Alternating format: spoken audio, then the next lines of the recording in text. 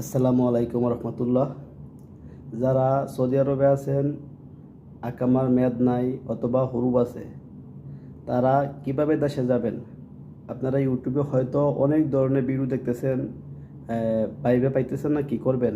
আসলে এসব বুকাস, তারা বিভিন্ন ধরনের বিভিন্ন বার্তা দেয় যেগুলো আসলে সত্য না।